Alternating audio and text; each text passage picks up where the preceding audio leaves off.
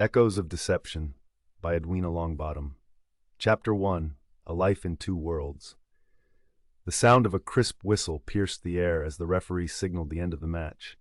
A roaring cheer erupted in the crowded stadium, the kind of electric energy Peter Callow had learned to blend into without a second thought. His job, his cover as a sports journalist, had taught him how to navigate these environments with an ease that was second nature. Yet as he sat there in the press box, notebook in hand, jotting down the final score with a practiced flourish, his mind was already thousands of miles away. It always was. To anyone watching, Peter was the picture of a man at the top of his game. Handsome, in his early 40s, with the kind of rugged charm that made him as popular with his peers as he was with his readers. He moved between locker rooms and press conferences with the confidence of someone who had seen it all. But beneath the surface, Peter's life was a carefully constructed illusion. Back in his London home, his wife Megan and their 3 children, Elizabeth, Grace, and Thomas, believed he was a devoted sports journalist, traveling the globe to cover the biggest stories in the industry. They had no idea that his trips to Paris for tennis or Rome for football often included late-night meetings in shadowy alleys, encoded messages slipped into hotel safes, or the occasional firefight in some far-flung corner of the world. Peter Callow was, in reality, an MI6 operative, a man tasked with protecting his country from the dangers lurking in the shadows of international geopolitics. His work was vital, dangerous, and secretive, and as much as he loved his family, they could never know. As the crowd began to disperse, Peter packed his bag, sliding his laptop and a carefully concealed dossier into the compartment beneath his notebook. He smiled at a young journalist seated a few feet away, who was struggling to pack up her gear without spilling her coffee. The small talk he offered her, about the match, the referee, the crowd, was automatic, a script he played out without thinking. By the time Peter returned to his hotel room that evening, the adrenaline of the day had faded, replaced by the familiar weight of his double life. He locked the door, drew the curtains, and reached for his secure phone, concealed within the false bottom of his suitcase. "Callow here," he said, his voice low. The line crackled for a moment before a familiar voice replied. "We've got a situation," said Alastair Kincaid, his handler at MI6. "Check your email. Same back door as usual." Peter's jaw tightened as he booted up his laptop. The email contained a file encrypted with a code only he could decipher. Minutes later, his screen filled with a dossier. A series of photographs, intelligence briefs, and reports scrolled past his eyes. The headline at the top read, "Operation Black Ice, Targeting Volkov." Peter's stomach churned. Vladimir Volkov was a name he knew all too well, a Russian oligarch with deep ties to President Vladimir Putin's inner circle. The file detailed how Volkov was financing Russian paramilitary groups operating in Ukraine, prolonging the bloody conflict that had already claimed thousands of lives. The mission was simple in concept, though anything but in execution. Infiltrate Volkov's network, disrupt the financial pipelines, and, if possible, collect evidence that could undermine Putin's regime. Simple, yet suicidal. The next morning, Peter stood in the hotel lobby, sipping a coffee as he waited for his taxi to the airport. He kept his phone in his pocket, his fingers scrolling through a message from Megan. "Thomas misses you. He's convinced you're meeting Ronaldo. Can't you come home for a few days? We miss you too." Peter's chest tightened. He wanted nothing more than to board a plane back to London and leave all of this behind. But he couldn't. Not now. Instead, he replied with a lie. "Just a few more days, Meg. This piece is huge. Love you all." The ride to the airport was uneventful, and within hours, Peter was aboard a flight to Warsaw. Poland was a crucial waypoint in his journey to Ukraine, where he would rendezvous with a local asset before making his way into the heart of the mission. As the plane soared over the English Channel, Peter leaned back in his seat, his mind racing with contingency plans. At home, a world away. Back in London, Megan Callow stood in the kitchen, stirring a pot of soup as Elizabeth tapped away on her laptop at the table. At 17, Elizabeth was fiercely intelligent and outspoken, with a passion for activism that often left Megan both proud and exasperated. "Mum, did you see this?" Elizabeth asked, tilting her screen toward Megan. "Another airstrike near Kiev. Civilians were killed this time." Megan glanced at the screen. The image, a bombed-out building with smoke curling into the sky, sent a shiver down her spine. "It's awful," she said. "But you can't fix everything, Lizzie. You're 17. Focus on your studies."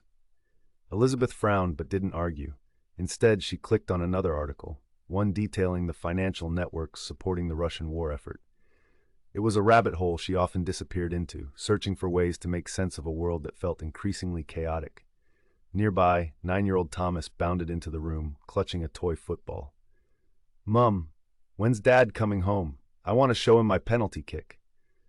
Megan smiled softly, brushing a stray hair from his forehead. "Soon, sweetheart. You know how busy he gets." But even as she said the words, a nagging doubt crept into her mind. Peter's absences had become more frequent, and his stories about press events and interviews were starting to feel rehearsed. Megan pushed the thought aside, focusing instead on the soup and the sound of her children's voices. Peter's arrival in Poland. By the time Peter landed in Warsaw, the sun had dipped below the horizon, painting the city in shades of orange and gray. He made his way to a small cafe near the old town, where his contact was waiting. The man, thin with sharp eyes and a nervous energy, introduced himself as Ivan, though Peter suspected it wasn't his real name. "The situation in Ukraine is deteriorating," Ivan said, handing Peter a USB drive. "This contains everything we've managed to collect on Volkov's operations. Bank accounts, shell companies, contacts. It's all there." Peter nodded, slipping the drive into his jacket. "And Volkov himself?" "Paranoid," Ivan replied. "He's surrounded by security, never stays in one place for long. If you're planning to get close, you'll need more than a journalist's press pass." Peter's lips curled into a thin smile. "Good thing I'm not just a journalist." Chapter 2. Into the Fire. The train rattled as it sped eastward through the Polish countryside, its steady rhythm doing little to calm Peter's racing thoughts. He sat alone in a dimly lit carriage, his hand resting lightly on his jacket pocket where Ivan's USB drive was safely stowed. The data it held, banking trails, shell companies, and coded communication logs, was a roadmap to the Russian oligarch Vladimir Volkov's operations. It was also a ticking time bomb.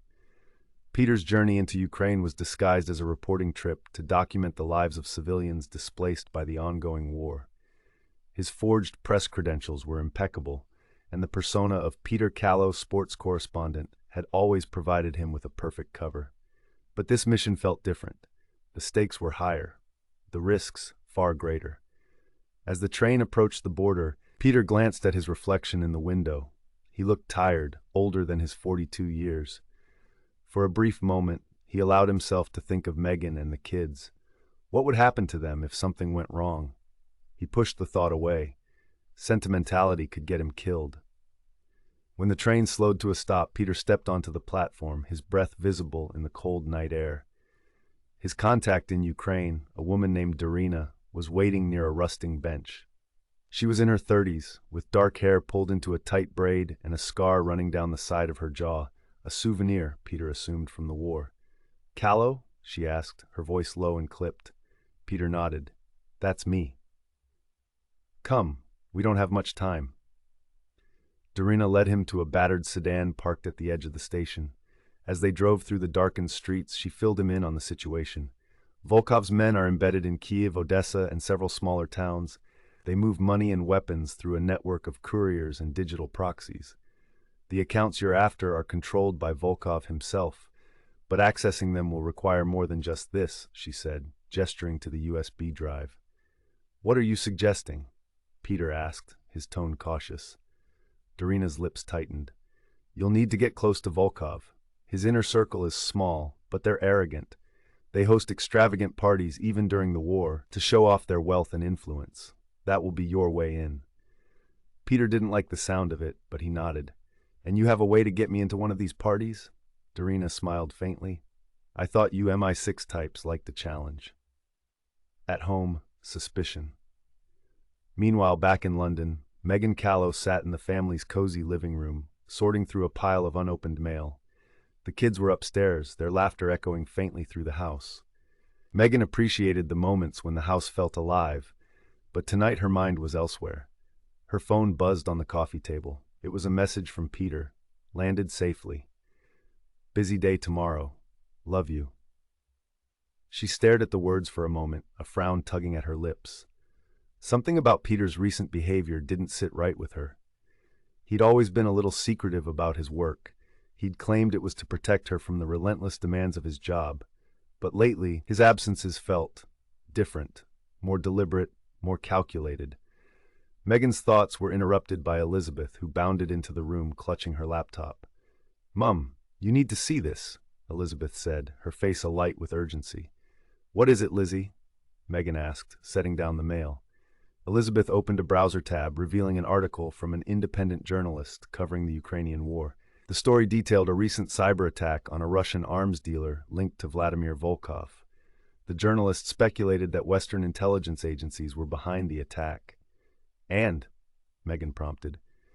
"And I found something weird," Elizabeth said, her voice dropping to a whisper. "Look at this."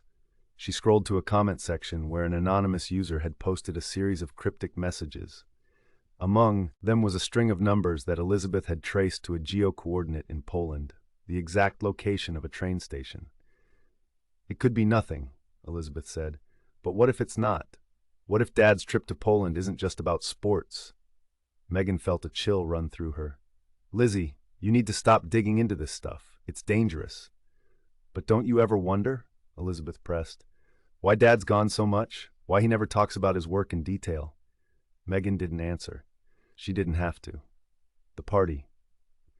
Peter adjusted the collar of his tailored suit as he stepped into the lavish hall, his press badge clipped neatly to his jacket.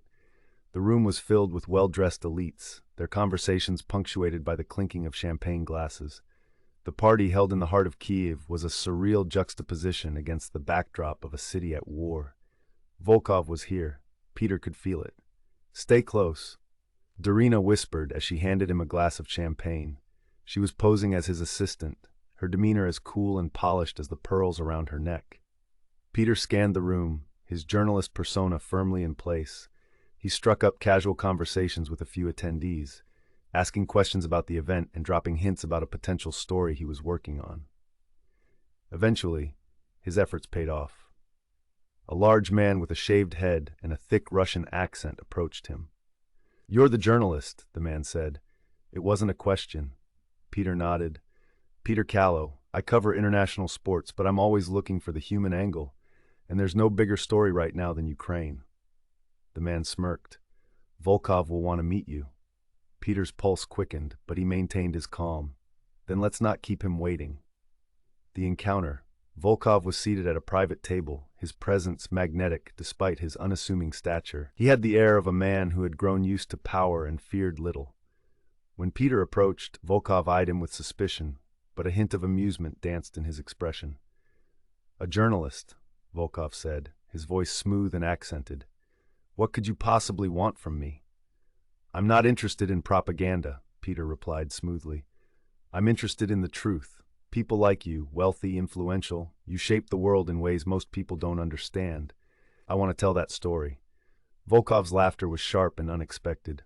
"Bold, I like that. But truth, Mr. Callow, is a dangerous game." Peter smiled faintly. "So is war."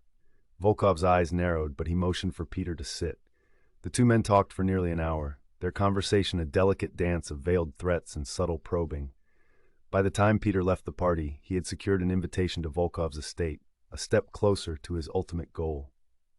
Closing the distance, later that night, as Peter sat alone in his rented apartment, he pulled out Ivan's USB drive and began decrypting its contents. The information was dense but invaluable, confirming much of what he'd suspected.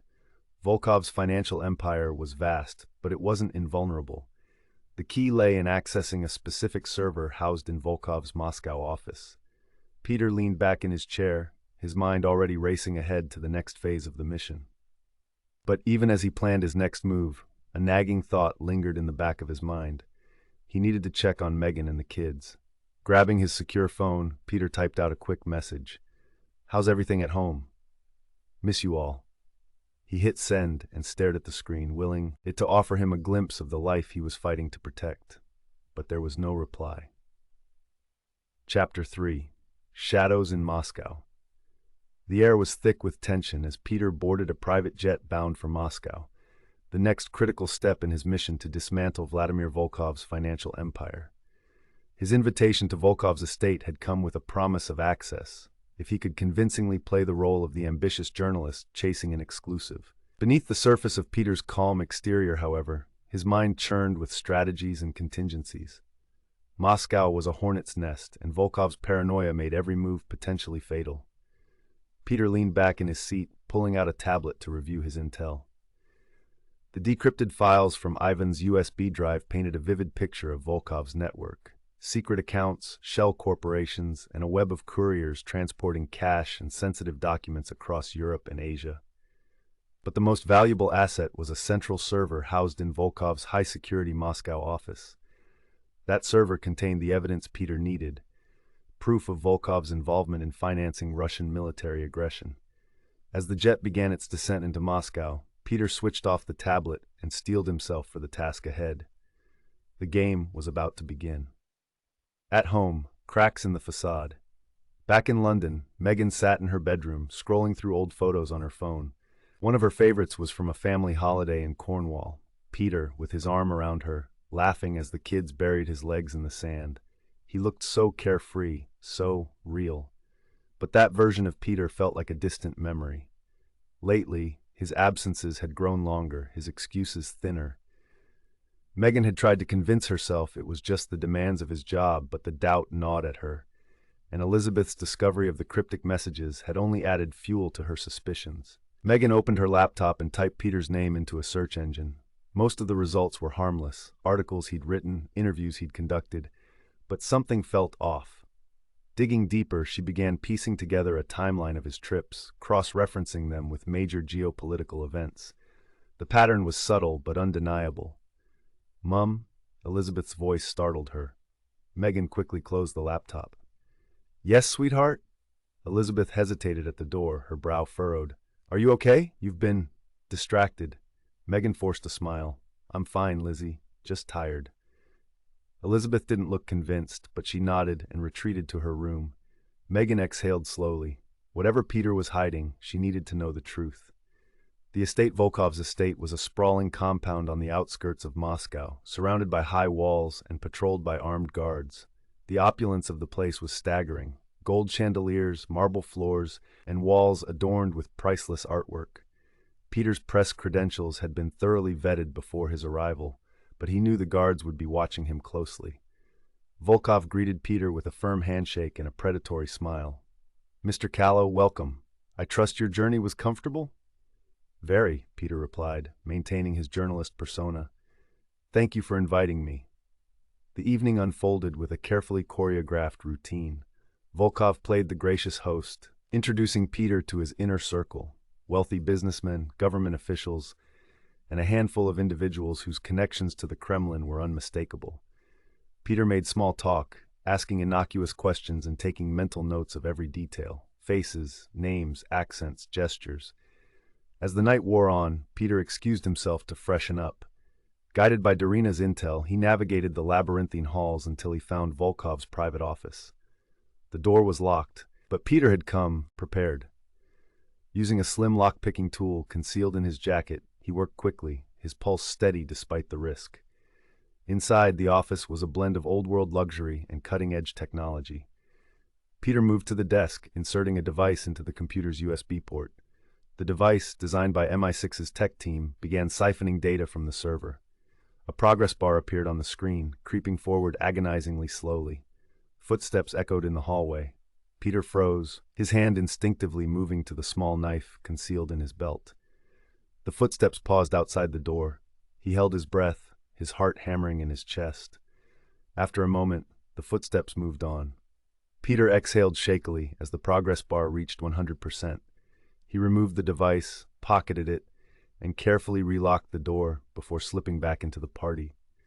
His pulse only began to settle once he was back in the crowd, glass of champagne in hand, blending in as if nothing had happened. Dangerous discoveries. That night, in his rented Moscow apartment, Peter reviewed the data he had extracted. What he found was worse than he'd anticipated. Volkov wasn't just financing paramilitary groups.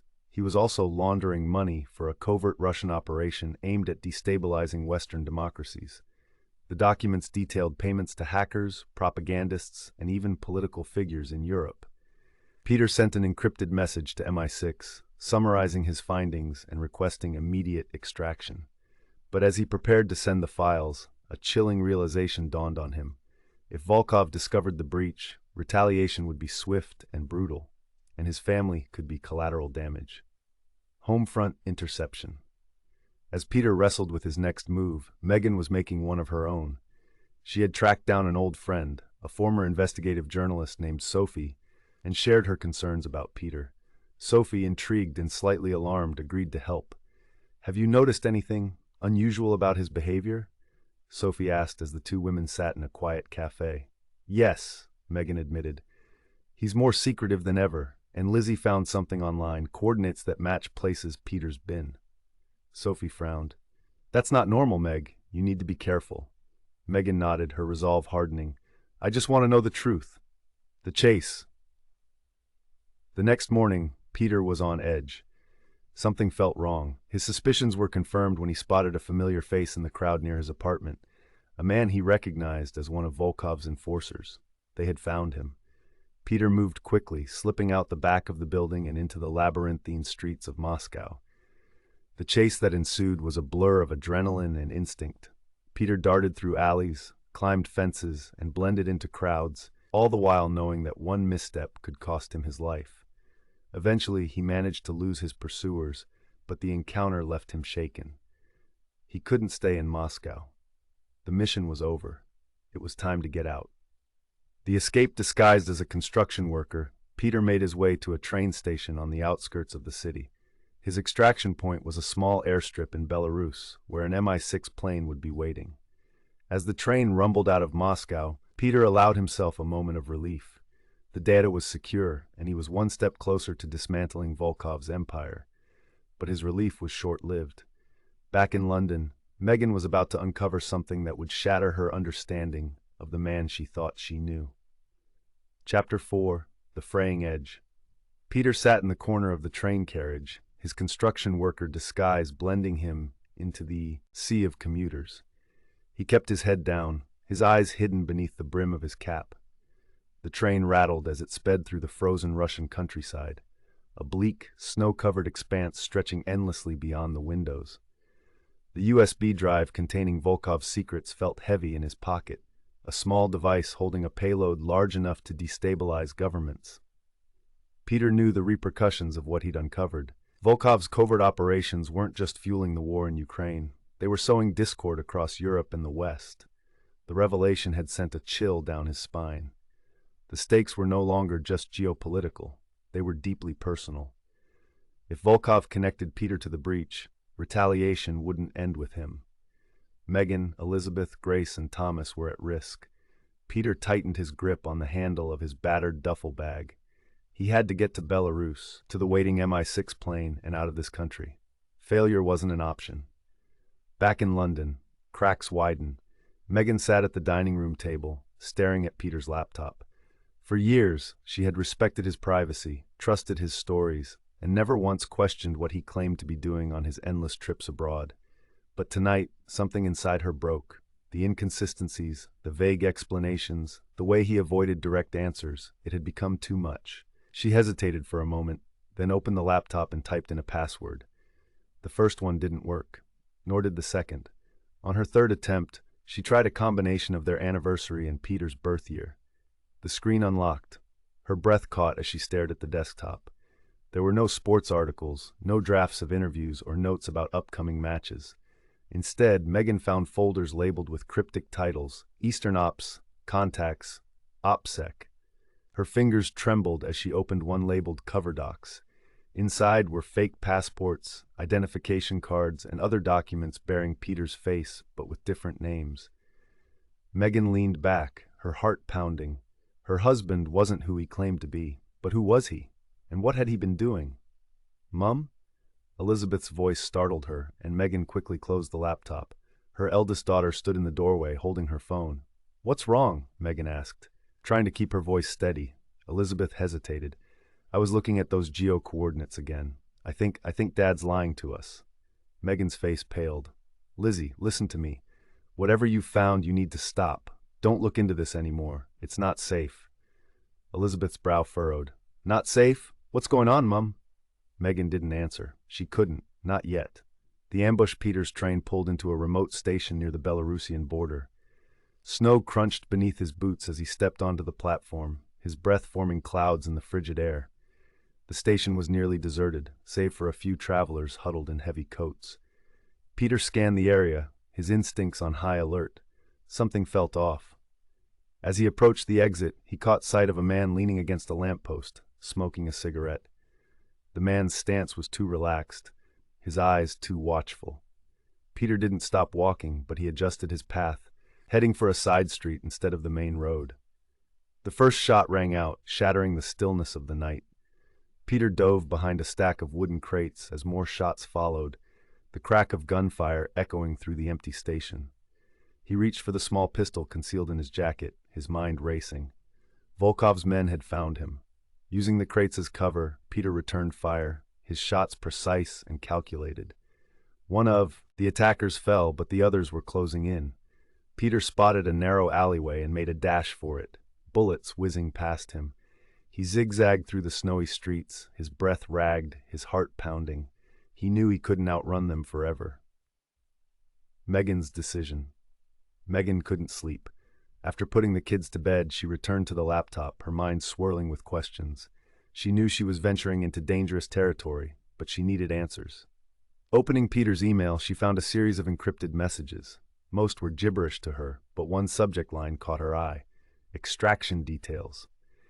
The email contained a set of instructions for an extraction point in Belarus, along with a date and time. Megan stared at the screen, the pieces falling into place. Peter wasn't on a sports assignment. He was in danger. She closed the laptop and sat in the darkened room, her thoughts racing.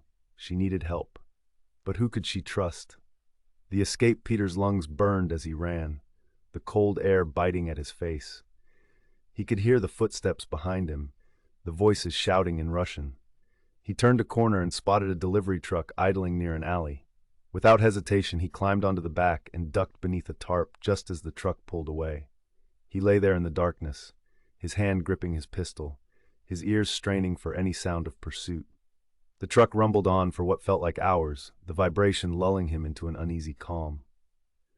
When it finally stopped, Peter peeked out from beneath the tarp. He was in a rural area, surrounded by dense forest. Climbing down from the truck, he checked his GPS. The airstrip was only a few kilometers away. He set off on foot, moving quickly but cautiously. Every shadow felt like a threat, every sound a potential ambush. Finally, he saw the faint outline of the airstrip through the trees. The small Mi-6 plane was waiting, its engines already running. Relief flooded through him as he approached, but it was short-lived. A figure stepped out from behind the plane, a rifle trained on Peter. "Drop the bag," the man ordered in heavily accented English. Peter didn't hesitate. He dropped the duffel bag but kept his hands close to his sides, ready to draw his pistol. The man stepped closer, his eyes cold and calculating. "That's far enough," Peter said, his voice calm. "You're not walking away from this." The man smirked. "Neither are you." Before the man could react, Peter lunged, disarming him with a swift, practiced move. The rifle clattered to the ground as Peter struck the man with the butt of his pistol, knocking him unconscious. He didn't waste time. Grabbing his bag, Peter climbed into the plane, signaling the pilot to take off. As the plane rose into the sky, Peter leaned back in his seat, his body aching, his mind racing. The mission wasn't over. If anything, it was just beginning. A family in the dark. Back in London, Megan paced the living room, clutching her phone. She tried calling Peter, but his number went straight to voicemail. Elizabeth watched from the staircase, her face a mixture of concern and defiance. "Are you going to tell us what's going on?" Elizabeth asked. Megan turned to her daughter, her expression torn. "I don't know," she admitted, "but I'm going to find out." Upstairs, Thomas sat on his bed, holding a framed photo of his father. He didn't understand what was happening, but he could feel the tension in the house. Quietly, he whispered to the photo, "Come home soon, Dad." Chapter 5. A Dangerous Game. The plane banked sharply, its engines roaring as it climbed into the cold, dark sky. Peter didn't look back at Moscow. even though every fiber of his being screamed to flee as far from it as possible. The danger wasn't just in Russia anymore. It had followed him out. Volkov's men weren't the only ones hunting him. There were whispers of a mole within MI6, someone working against the agency's interests. And Peter was becoming a liability. As the plane steadied its course, Peter took a deep breath and pulled out his phone, scanning the secure messages that had been sent to him during the flight. One of them, from his handler Alistair Kincaid, stood out. "We're pulling you out. Volkov's operation has expanded. Too many moving pieces. We need to reassess. Contact us immediately upon landing." The words settled in Peter's stomach like a stone. A reassessment? The operation had already been compromised. There was no time for a full reassessment. He needed to act, and quickly. The evidence he'd extracted was far too dangerous for anyone, let alone Volkov's men, to get their hands on. The tension at home back in London, Megan sat in the small kitchen, the soft glow of the kitchen light the only warmth in the otherwise cold, dark house. She hadn't heard from Peter in days, and the silence weighed on her more heavily with each passing hour. Her phone buzzed again. It was another message from Elizabeth, asking if her father was okay, why he wasn't answering his phone, and whether Megan had heard anything. Megan didn't know how to answer. How could she? The world that Peter had kept hidden from her was slowly coming to light, piece by piece, and the more she uncovered, the more terrified she became for their family. But there was still one more thing she needed to do, one more desperate question to answer. Megan reached for her phone and with shaking hands dialed Sophie's number. "Sophie, I need your help." Peter's arrival in Belarus. Peter's flight from Moscow was swift and uneventful. The Mi-6 plane had taken him to a small private airstrip just outside Minsk, Belarus. He was greeted by a team of operatives, faces he didn't recognize but who had been briefed on the mission's complexity. They were here to extract him from the chaos that was rapidly enveloping Russia. Peter Callow, one of the agents, greeted him, his voice cold and professional. "We've got everything ready for you. Follow me." Peter didn't say anything as he followed the man to a dark sedan. His mind was still racing. What was happening at Mi-6? Were they compromised? The truth seemed elusive, and every step forward felt more precarious than the last. They drove through the snow-covered landscape toward a secluded safe house. The place was isolated, perfect for keeping out the prying eyes of Russian agents, but it felt more like a prison than a refuge. As they approached the safe house, Peter's phone buzzed in his pocket. His hand instinctively went for it, but he hesitated, not wanting to risk a traceable signal. But something told him this was important. He pulled it out and checked the message. It was from Megan. "Peter, I've found something. You need to come home. I know who you are. I know what you're doing. Please, come home." Peter froze, the message burning into his mind. Megan knew. The breaking point. Megan's heart pounded as she sat back on the couch, the phone clutched tightly in her hand. She had never imagined she would find herself in this position, reading messages from her husband that seemed to confirm every worst fear she had. But how could she not face the truth? She had already seen the encrypted messages, the false identities, the trips that didn't make sense. Peter had lied to her for years. Her phone rang. It was Peter. "Peter," she said, her voice tight. "Where are you? What's going on? What are you doing?" There was a long pause on the other end. Then Peter's voice, strained but calm, finally spoke. "Megan, listen to me. There's so much you don't know, but I don't have time to explain. Volkov's men are after me. You're in danger too. I need you to stay safe. Please, whatever you do, don't try to reach me. I'm too far gone to protect you." Megan's throat tightened as his words hit her like a wave. Too far gone? What did that mean? Did he intend to walk away from them forever? Did he think she could just move on, take care of the children, act like everything was fine? "Peter, I don't care what's going on. I just want you to come home. We need to talk. I need to understand." "I know you do." Peter's voice broke slightly. "But you can't understand yet. I'm sorry, Meg. I never wanted you to get involved. You have to trust me, please." Then the line went dead. Megan stood there, her body trembling. For a long time, she couldn't bring herself to move. The silence of the house around her seemed deafening. The mission's risk. Inside the safe house in Belarus, Peter sat at a small table. his head buried in his hands as he tried to think through his next steps. The evidence he had stolen from Volkov's Moscow office was still secure in his bag. He had managed to avoid detection, but he knew that would change soon. Every passing hour brought more danger, not just for him, but for Megan and the kids back in London. The mission was supposed to be clean. Gather intel, disrupt Volkov's operations, and return home to family. Instead, it had spiraled out of control. There were too many moving parts, too many potential threats, and now his family was tangled up in it all. The door to the safe house opened, and an MI6 agent stepped in. He was young, eyes wide with anxiety. "Peter," the agent said, "we've just gotten word. There's a mole inside MI6. Someone has compromised the entire operation. We need to move you out of here." Peter's mind raced as he stood up, his instincts kicking into gear. Who could it be? Who had betrayed them? "I'll go, but first, I need to check on something," Peter said, his voice low and urgent.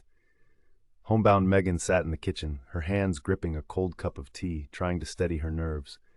The kids were asleep, and the house was still, but her mind was anything but calm.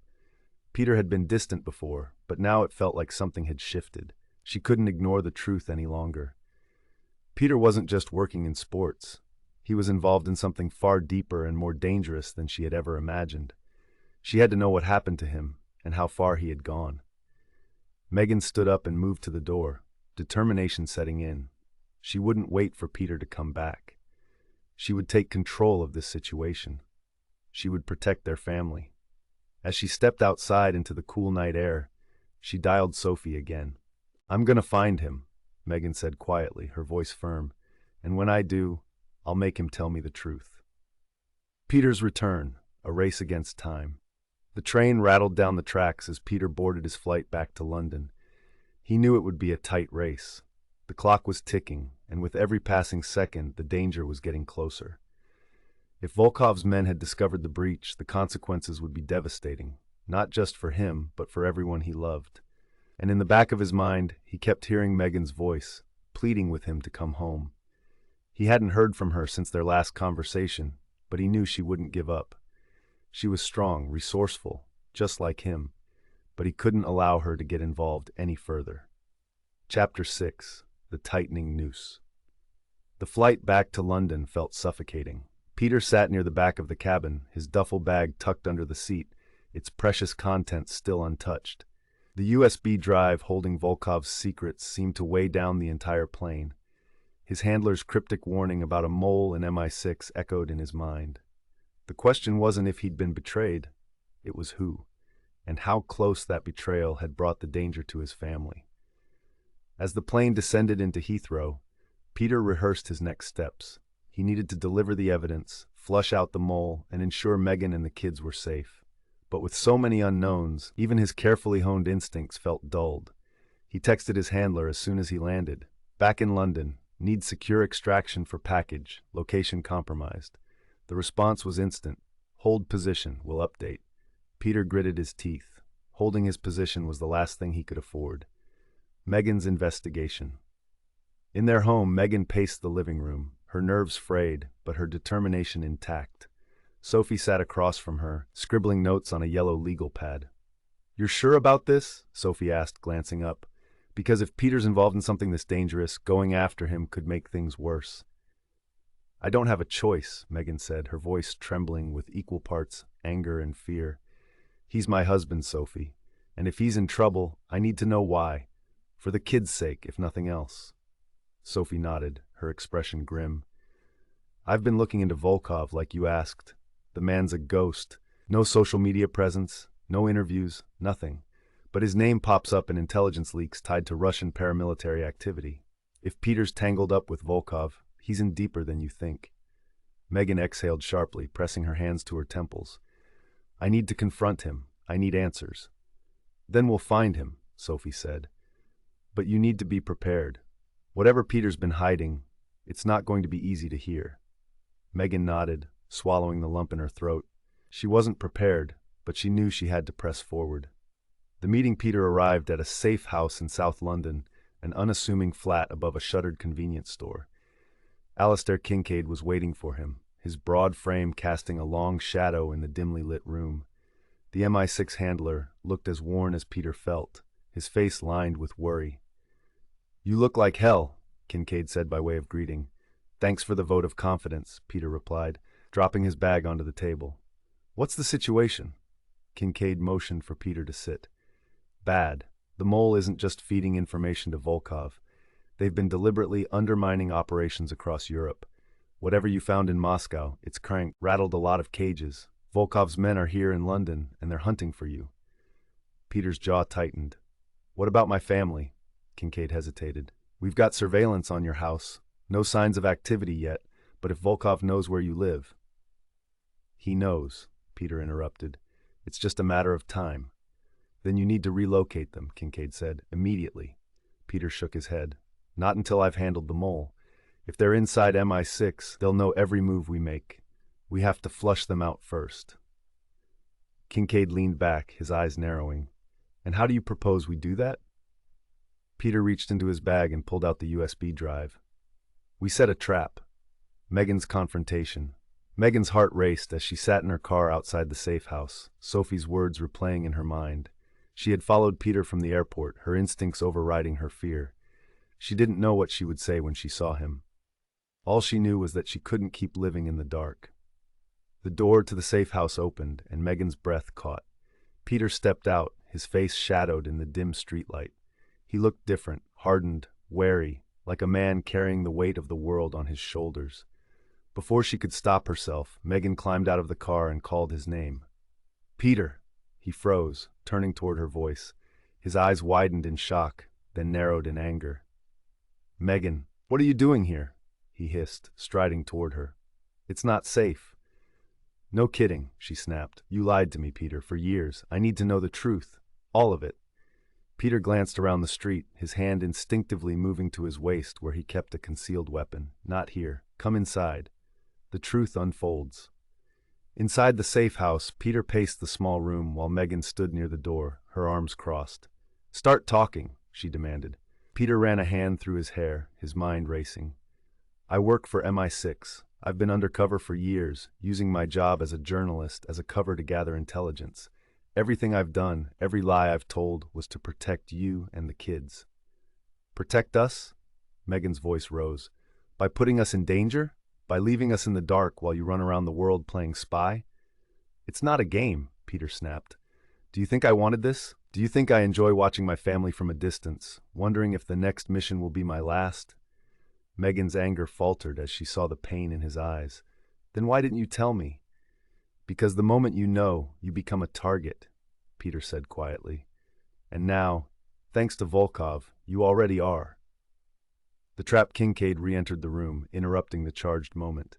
He raised an eyebrow at Megan but said nothing. "We've got the bait," Peter said, holding up the USB drive. "We leak just enough of this to flush out the mole. They'll have no choice but to act." "And then?" Kincaid asked. Peter's jaw tightened. "Then we take them down." Megan watched the exchange, her fear mingling with a strange sense of pride. She had always known Peter was strong, but this was something else entirely.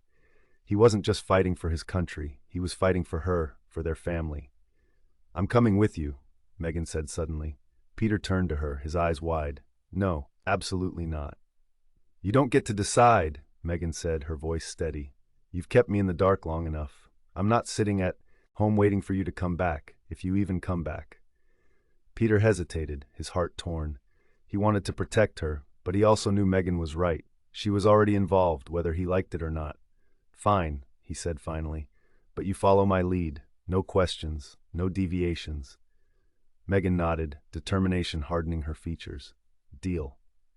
Would you like to continue with Chapter 7, where Peter and Megan execute the plan to trap the mole, and the danger intensifies as Volkov's men close in? Chapter 7, Setting the Trap. The safe house hummed with quiet tension as Peter and Megan prepared for the next step. The USB drive containing Volkov's financial secrets sat on the table, its contents encrypted and ready to serve as bait. Kincaid was in the adjacent room, coordinating with MI6 to set up the necessary surveillance and counterintelligence measures. Outside, the night was still, but Peter knew the silence wouldn't last. Peter turned to Megan, who sat on the edge of a battered sofa, her arms crossed defensively. She'd insisted on staying involved, but her eyes betrayed her fear. Despite everything, she hadn't backed down. Her resilience, the same strength that had drawn him to her years ago, now added a layer of complexity to his mission. "Here's how this works," Peter began, his voice low and steady. "We leak a small, incomplete fragment of the USB drive to a secure but monitored channel. The mole will take the bait and try to retrieve the rest. That's when we'll intercept them." Megan nodded, though her jaw was tight. "And what happens when this mole realizes they've been played?" Peter's lips pressed into a thin line. "We won't give them the chance." The leak Peter worked quickly, selecting a few carefully curated files from the USB drive. These documents showed financial transactions and coded communications between Volkov's network and key operatives in Europe. The data was explosive but incomplete, enough to tempt the mole but useless without the full set. Kincaid re-entered the room, carrying a laptop with secure access. "Channel's live. We've routed it through 3 layers of encryption. If the mole makes a move, we'll know." Peter connected the USB drive to the laptop and uploaded the selected files. Within minutes, the bait was set. All they could do now was wait. Megan watched silently from her seat. Her mind raced with questions she hadn't dared ask yet. Who was this mole? How had Peter survived for so long in this shadowy world? And how had she missed the signs for so many years? "You should rest," Peter said, breaking her thoughts. "It might be a long night." "I'll rest when this is over," Megan replied. Peter didn't argue. He understood the stubborn determination in her voice. It was the same thing that had kept him alive on countless missions. The mole revealed hours passed in tense silence. Kincaid monitored the data feeds while Peter and Megan waited in the adjoining room. Finally, a soft beep from the laptop shattered the stillness. "They've taken the bait," Kincaid announced. Peter moved quickly to Kincaid's side. The secure channel showed an attempted access from within MI6's own network. The mole wasn't just close, they were embedded deep within the agency. "Who is it?" Peter asked, his voice sharp. Kincaid's fingers flew over the keyboard, tracking the digital trail. The system narrowed down the source to a single terminal in the agency's London headquarters. The name attached to the terminal sent a chill down Peter's spine. "Emma Larkins," Kincaid said grimly. "Your tech analyst." Peter's stomach twisted. Emma had been with MI6 for years, a trusted member of his team. She had even assisted him in decrypting critical files for previous missions. The betrayal felt personal. "She's been feeding Volkov everything," Peter said, his voice tight. "She knows my patterns, my contacts, everything." Kincaid nodded. "She's also monitoring your family. She's been one step ahead this entire time." Megan's face went pale. "Our family?" "Peter, what does that mean?" "It means she knows where you are," Peter said, "and she won't hesitate to use you to get to me." Closing the net, Peter wasted no time. "We need to draw her out," he said, pacing the room. "She'll expect us to stay hidden, but we'll go on the offensive. Leak a false location for the full USB contents, somewhere she can't resist but where we control the environment." Kincaid nodded. "We'll need a strong perimeter and backup teams." "I'll handle it," Peter said, "but Megan stays here." "No," Megan interjected. "I'm coming with you." Peter turned to her, his face hard. "This isn't up for debate. Emma's dangerous. If you're there, you're a liability." Megan stepped forward, her voice steady. "You said yourself, Emma knows where I am. If I stay here, I'm a sitting duck. At least if I'm with you, I have a chance." Peter hesitated, torn between his instincts as an operative and his instincts as a husband. Finally, he nodded. "Stay close to me. Do exactly as I say." The standoff. The trap was set at an abandoned industrial site on the outskirts of London. The location was carefully chosen, isolated, with multiple points of egress and plenty of cover. MI6 operatives disguised as construction workers surrounded the area, their earpieces crackling with updates as they prepared for Emma's arrival. Peter and Megan waited inside a derelict warehouse, the USB drive sitting on a rusted table in the center of the room. Peter's pistol was holstered at his side, his eyes constantly scanning for movement. "She'll come," Peter said, more to himself than to Megan. Minutes stretched into an hour before a black SUV pulled up outside. Emma stepped out, her expression cold and calculating. She was dressed in dark tactical gear, her sharp eyes sweeping the area as she approached the warehouse. A pistol was strapped to her thigh, and she carried a small laptop bag slung over her shoulder. Peter's hand tightened around his weapon as she entered the warehouse. Megan stood just behind him, her breathing shallow but steady. "Peter," Emma said, her voice calm, "I should have known you'd set something like this up. Always so thorough."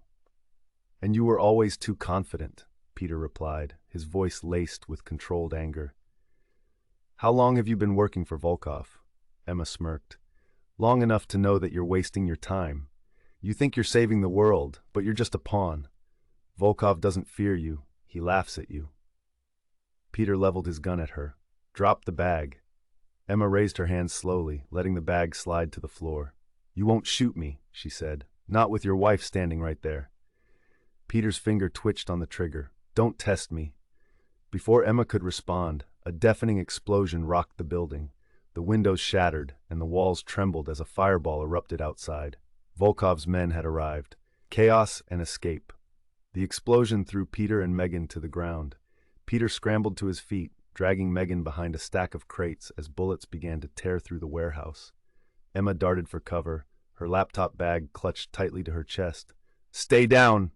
Peter shouted to Megan, drawing his pistol. Outside, the MI6 operatives engaged in a fierce firefight with Volkov's men. The sound of gunfire and shouting filled the air as Peter scanned the room, searching for Emma. She was nowhere to be seen. "She's gone!" Megan shouted, pointing toward a side exit. Peter cursed under his breath. "We have to move. Now." He grabbed Megan's hand and led her toward the back of the warehouse, dodging falling debris and stray bullets. As they reached the exit, Peter turned back one last time, his eyes scanning the chaos. Emma was gone, but the USB drive was still on the table, untouched. Peter hesitated for a split second before sprinting back into the fray. He grabbed the drive and stuffed it into his pocket, narrowly avoiding a burst of gunfire as he dove back toward the exit. Aftermath. Peter and Megan escaped into the night, their breath visible in the cold air as they ducked into a waiting car driven by Kincaid. The safe house was compromised, and the mission had taken a dangerous turn, but the USB drive was secure. As the car sped away, Peter glanced at Megan. Her face was pale, her hands trembling, but her eyes were filled with resolve. "What now?" she asked, her voice steady despite the fear. Peter leaned back in his seat, his jaw set. "Now we finish this." Chapter 8. Closing the circle. The car sped through London's quiet streets, the chaos of the firefight at the warehouse still ringing in Peter's ears. He sat in the back seat, his knuckles white as he clutched the USB drive. Beside him, Megan stared out the window, her face pale but resolute. Kincaid, behind the wheel, spoke into a secure radio, updating MI6 on the deteriorating situation. "We've got eyes on Volkov's team," Kincaid said. "They've split into two groups. One's trailing Emma, the other's regrouping near Heathrow." "Emma won't go to ground," Peter said, his voice sharp. "She'll head straight to Volkov. She knows I won't stop until I find her." Kincaid glanced at Peter in the rearview mirror. "What's your plan, Callow? We're running out of time." Peter turned the USB drive over in his hands, his thoughts racing. "We use her connection to Volkov against her. She'll try to deliver what she thinks is the full drive. That's when we take them both." "And if she figures it out before we get there?" Kincaid asked. Peter didn't answer. He didn't need to. If Emma figured out the bait was incomplete, there wouldn't be a chance to salvage the mission. The next move, Kincaid dropped Peter and Megan at a safe house near Brixton, a nondescript flat with reinforced windows and an unassuming exterior. Inside, the rooms were sparse but functional. Peter immediately began setting up his equipment, pulling a small tracking device from his bag. "What's that?" Megan asked, stepping closer. Peter held up the device. "Emma's laptop bag. I planted this when she wasn't looking. It'll lead us straight to her." Megan stared at him, a mix of awe and frustration on her face. "You always have a plan, don't you?" Peter didn't look up. "Not always, but when it comes to people like Emma, you don't leave anything to chance." As the tracker came to life, a small red dot appeared on the screen, blinking steadily. Emma was moving southeast toward the docks. "She's not heading for Volkov," Peter murmured. "Not yet." "She's running," Megan said. "Maybe she's scared."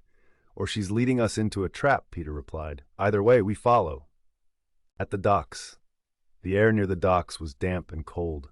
the fog rolling in from the Thames casting an eerie glow under the streetlights. Peter and Megan crouched behind a stack of shipping containers, their breath visible in the frigid air. Kincaid and two MI6 operatives flanked them, their weapons drawn.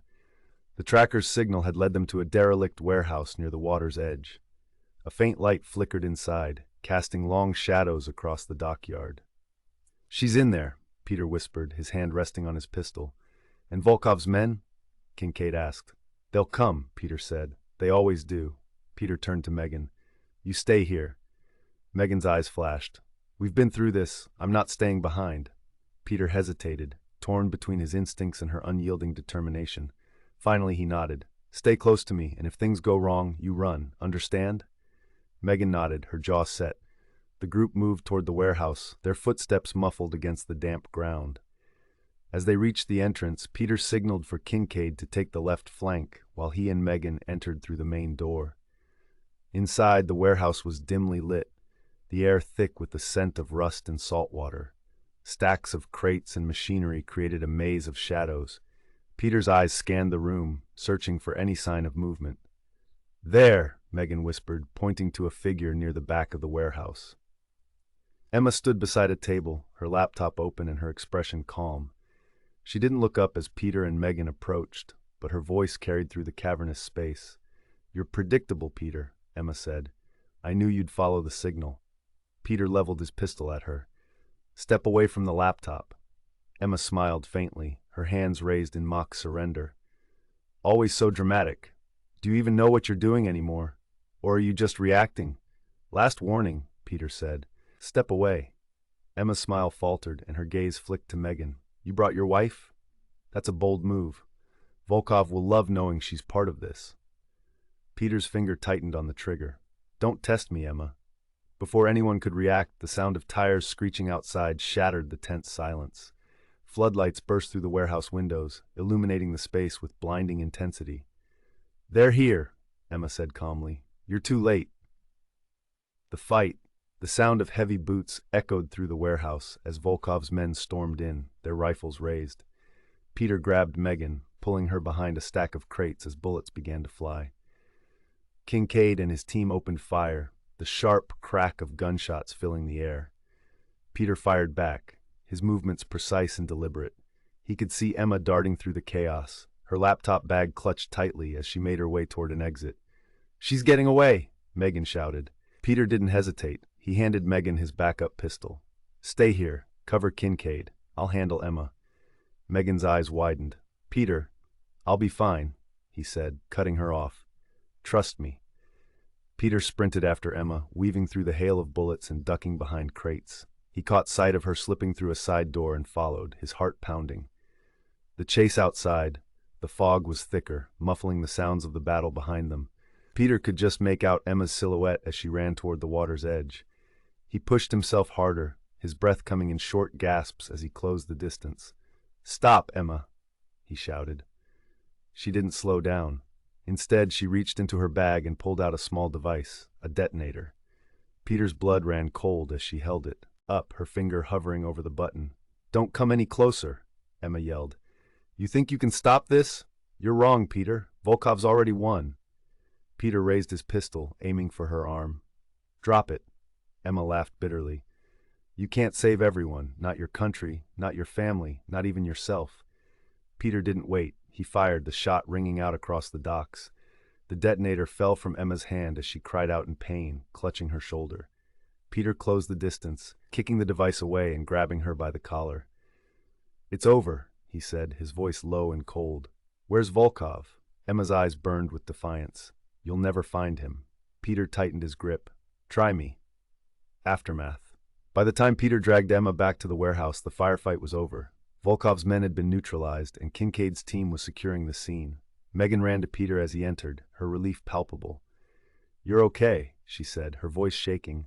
"I'm fine." Peter replied, his eyes scanning her for injuries. "Are you?" Megan nodded. "I'm fine." Peter handed Emma over to Kincaid, who gave him a grim nod. "We'll interrogate her, but I doubt she'll give us much." "She doesn't have to," Peter said, holding up the USB drive. "Everything we need is on here." A moment of calm. Back at the safe house, Peter and Megan sat together in the small living room, the adrenaline of the night finally fading. For the first time in weeks, there was a moment of quiet. "Is it really over?" Megan asked softly. Peter shook his head. "Not yet. Volkov's still out there, but this is a start." Megan rested her head on his shoulder. "I just want you to come home." Peter wrapped his arm around her, his grip firm. "I will. I promise." But even as he said the words, Peter knew the fight was far from finished. Chapter 9. Into the Lion's Den. Peter stood in the dimly lit safe house, staring at the encrypted files from the USB drive on the laptop screen.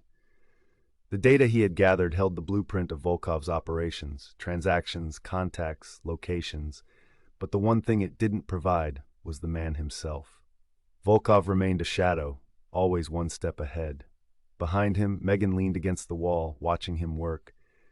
Despite everything she had been through, her presence was steady, grounding him in a way nothing else could. But her question hung in the air like a knife. "Where do we go from here?" Megan asked. Peter closed the laptop, his eyes hardening. "We take the fight to him." A new lead. The interrogation of Emma Larkins had been brutal and fruitless. Despite MI6's best efforts, she refused to give up Volkov's exact location, feeding them misinformation and smug silence. But one detail slipped through. A name, Konstantin Reznikov. Reznikov was one of Volkov's lieutenants, a financier who acted as a bridge between Volkov and his international operations. According to Emma, Reznikov was hosting a private event in Istanbul, a fundraiser masked as a gala for political elites and business tycoons. It would be the perfect place for Peter to infiltrate. Preparing for Istanbul. As Peter packed his gear, Megan watched him with a mixture of frustration and concern. "You're just going to walk into another trap?" she asked. "It's not a trap." Peter replied, "It's an opportunity. If Reznikov is there, he'll lead me to Volkov." "And what about me?" Megan pressed. "Am I supposed to just wait here again while you risk your life?" Peter turned to her, his expression softening. "Megan, I need you safe. Istanbul will be dangerous." Megan crossed her arms. "I've already been in danger, Peter. You brought me into this, remember? I'm not staying behind." Peter hesitated, torn between his instincts as an operative and his trust in Megan's strength. Finally, he nodded. "Fine, but you follow my lead." The gala, the grand ballroom of the Istanbul hotel, was a sea of opulence. Chandeliers glittered overhead, and the air buzzed with laughter and murmured conversations. Peter adjusted his tuxedo, scanning the crowd as he and Megan entered. The press credentials they'd forged had secured their entry, posing as journalists covering the event. Megan, dressed in a sleek black gown, moved beside him with the confidence of someone who belonged. Despite her nerves, she kept her composure, her eyes scanning the room with sharp curiosity. "There," Peter murmured, nodding toward a table near the back. Reznikov sat surrounded by wealthy patrons, his booming laughter carrying over the music. "Do you think he knows we're here?" Megan asked. "Not yet," Peter replied. "But he will." Infiltration. As the evening progressed, Peter moved through the crowd, engaging in brief conversations and gathering information. Megan played her part flawlessly, charming guests and deflecting questions about their cover story. Finally, Peter approached Reznikov's table. The man's eyes narrowed as Peter introduced himself, claiming to be a journalist interested in international finance. Reznikov was cautious but intrigued, his arrogance betraying his better judgment. "Finance is a powerful tool," Reznikov said, swirling his glass of brandy, "but it is only as effective as the people who wield it." "Like Volkov?" Peter asked casually. Reznikov's expression froze for a split second before he laughed. "You're bold, Mr. Callow, but I don't discuss business with strangers." Peter leaned in slightly. "Perhaps we can change that." Reznikov studied him for a moment before nodding. "Perhaps." The tailing game. After the gala, Peter and Megan followed Reznikov as he left the hotel. Discreetly, they trailed him through Istanbul's winding streets, their movements careful and deliberate. Reznikov led them to a private villa on the outskirts of the city, its high walls and guarded entrance a clear sign of its importance. "Do we go in?" Megan whispered. "Not yet," Peter replied. "We need to know what's inside first." Breaking in. Under the cover of darkness, Peter and Megan approached the villa, using the shadows to stay hidden from the guards patrolling the perimeter. Peter quickly disabled the security cameras while Megan kept watch, her heart pounding as she scanned the area. Once inside, they moved through the villa with practiced precision, avoiding detection as they searched for anything linking Reznikov to Volkov. In a study lined with leather-bound books, Peter found a safe hidden behind a painting. "Keep watch," Peter whispered to Megan as he began cracking the safe. The minutes stretched into what felt like hours, but finally, the lock clicked open. Inside, Peter found a stack of documents, a satellite phone, and a flash drive. He pocketed everything just as Megan hissed a warning. "Someone's coming!" Peter quickly closed the safe and pulled Megan into a dark corner, holding his breath as a guard entered the room. The man paused, scanning the study before turning and leaving. Peter exhaled quietly. "Let's go." The discovery back at their hotel, Peter examined the contents of the safe. The documents revealed a network of safe houses, bank accounts, and coded communications, all tied to Volkov. But the flash drive held the most valuable information, a direct link to Volkov's current location. He was operating out of a fortified compound in Montenegro. "This is it," Peter said, his eyes fixed on the screen. "This is how we end it." A turning point. As dawn broke over Istanbul, Peter and Megan prepared for the final leg of their journey. The information they'd uncovered had given them a clear target, but the risks were greater than ever. Volkov's compound was heavily guarded, and the chances of walking away unscathed were slim. "You don't have to come with me," Peter said quietly as they packed their bags. Megan looked at him, her eyes fierce. "Yes, I do. We started this together, and we'll finish it together." Peter nodded, a mixture of pride and fear filling his chest. He knew the fight ahead would test them both in ways they couldn't imagine. As they boarded a plane bound for Montenegro, Peter couldn't help but glance at Megan, silently vowing to protect her, no matter the cost. The endgame was in sight, and there was no turning back. Chapter 10. The Endgame. The plane descended into the small airport in Podgorica, Montenegro, cutting through the early morning mist. Peter leaned back in his seat, his mind churning with every possible scenario that awaited him. Volkov's compound, perched in the rugged hills overlooking the Adriatic, was a fortress. Infiltrating it would take every skill Peter had honed over his years as an MI6 operative. This time, though, the stakes were higher. He wasn't just fighting for his country, he was fighting for his family. Beside him, Megan sat quietly, her hands clasped tightly in her lap. Despite her outward calm, Peter could sense the tension radiating from her.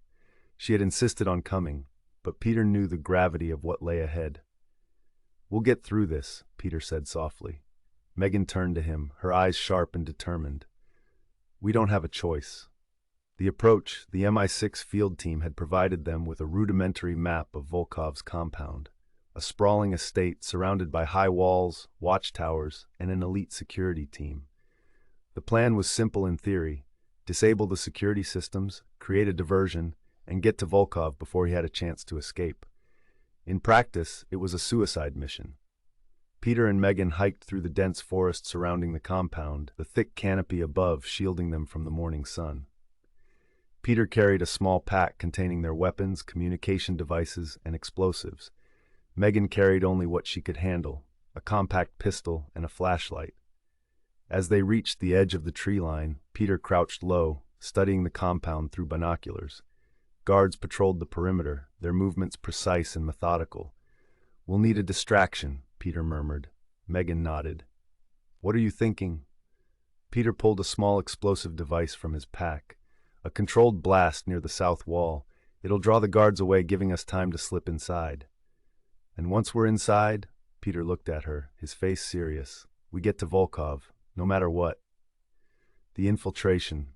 The explosion went off precisely as planned, a deafening boom that shattered the quiet of the hillside. Smoke and debris filled the air as guards shouted and ran toward the south wall. Peter and Megan used the chaos to their advantage, slipping through a side gate and into the compound. Inside, the estate was eerily quiet. The opulence of the place was staggering: marble floors, ornate chandeliers, and priceless artwork adorning the walls. But Peter had no time to marvel. He led Megan through the hallways, his pistol drawn, every muscle in his body tense.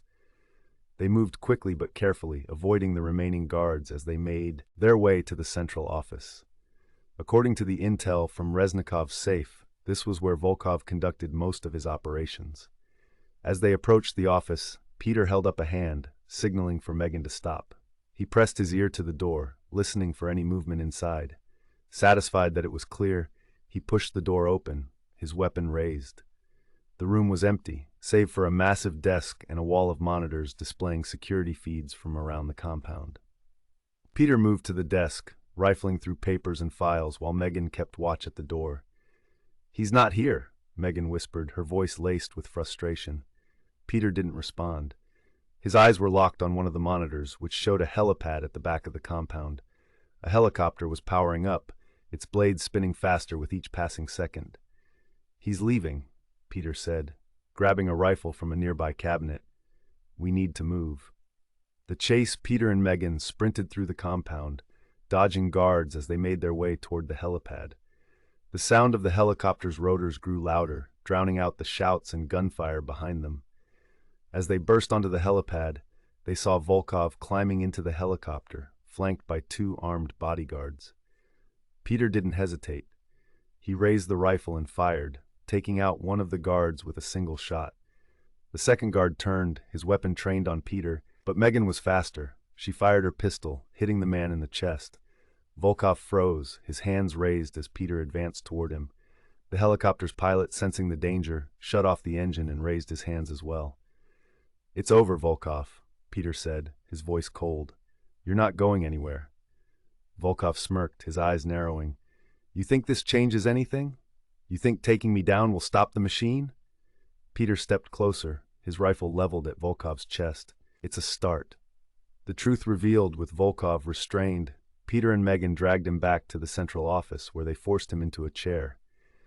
Megan kept her pistol trained on him while Peter connected the flash drive to the main computer, uploading the data to MI6's secure network. "You'll never make it out of here alive," Volkov sneered. "My men will find you." "Maybe," Peter said, "but by the time they do, the world will know everything. Your accounts, your operations, your contacts, it's all here." Volkov's smirk faltered as the enormity of his defeat sank in. "You're a fool, Callow. You think this ends with me? There will always be another." "Let them come," Peter replied. "I'll be ready." The escape. As the upload completed, alarms began to blare throughout the compound.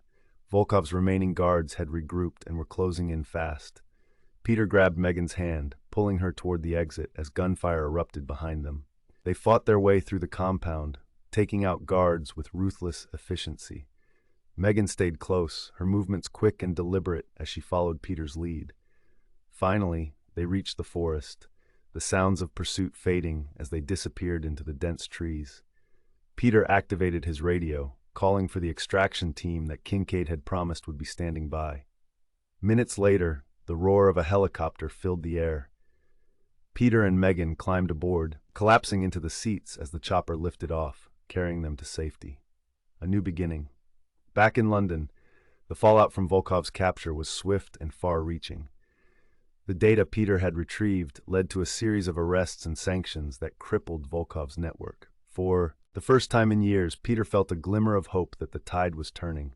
As he sat in their living room, Megan beside him, Peter finally allowed himself to relax. The danger wasn't entirely gone, but for now, they had won. "You kept your promise," Megan said softly. Peter turned to her, his eyes filled with gratitude. "I had to. For you. For the kids." Megan smiled, resting her head on his shoulder. "What happens now?" Peter exhaled, his expression thoughtful. "Now, we try to live a normal life, at least for a while." But deep down, Peter knew the shadows would always be there, waiting, and when the time came, he would be ready. Epilogue, a fragile peace. The Callow family sat together in the backyard of their modest London home, the evening sun casting a warm glow over the garden. Thomas chased the family dog around the small lawn, his laughter echoing through the quiet neighborhood. Grace leaned against the garden bench, sketching absent-mindedly in her notebook, while Elizabeth typed furiously on her laptop, no doubt composing another article for her budding activism blog. Megan sat at the garden table, sipping tea and watching her family with a sense of fragile relief. For the first time in what felt like years, there was no immediate danger, no lies hanging between them. The storm had passed, at least for now. Peter emerged from the house, carrying a tray of sandwiches. He set them on the table and took a seat beside Megan, his gaze sweeping over their children. For a moment, he allowed himself to believe that this peace could last. A family rebuilt. It hadn't been easy to adjust after Montenegro. Megan had demanded the full truth from Peter, and for the first time, he had given it to her. The admissions had been painful for both of them, but the honesty had also brought them closer. She now understood the weight he had carried alone for so many years, and Peter finally realized how much he had underestimated her strength. The children remained in the dark about the details of Peter's work, though they had noticed the tension in the household beginning to ease. Elizabeth, ever curious, had asked pointed questions about Peter's journalism, but he deflected them with practiced ease, promising himself he'd shield her for as long as possible. A visit from MI6. 2 weeks after their return, Peter had been summoned to MI6 headquarters for a debriefing. Alistair Kincaid greeted him with a rare smile, clapping him on the shoulder. "You did it, Callow," Kincaid said. "Volkov's network is in shambles, and the fallout is still spreading. We couldn't have asked for a cleaner operation." Peter arched an eyebrow. "Cleaner? It nearly got my wife killed." Kincaid's smile faltered. "I know it wasn't perfect, but you made the right call every step of the way." "Is it over?" Peter asked. "For now," Kincaid replied. "Volkov's in custody, and the intel you recovered is a gold mine, but there's always another shadow waiting." Peter nodded, the weight of those words settling on his shoulders. He handed Kincaid his resignation letter, already prepared. "I'm done," Peter said. "No more missions, no more shadows. My family needs me." Kincaid studied him for a long moment before nodding. "You've earned it, Callow. Take care of yourself." One last message. As Peter and Megan prepared to call it a night, Peter's secure phone buzzed on the bedside table. He hesitated before picking it up. The message was from Kincaid. "Volkov's allies are regrouping. We'll keep you updated. Stay sharp." Peter stared at the message for a moment before locking the phone and setting it aside. He climbed into bed beside Megan, who had already fallen asleep.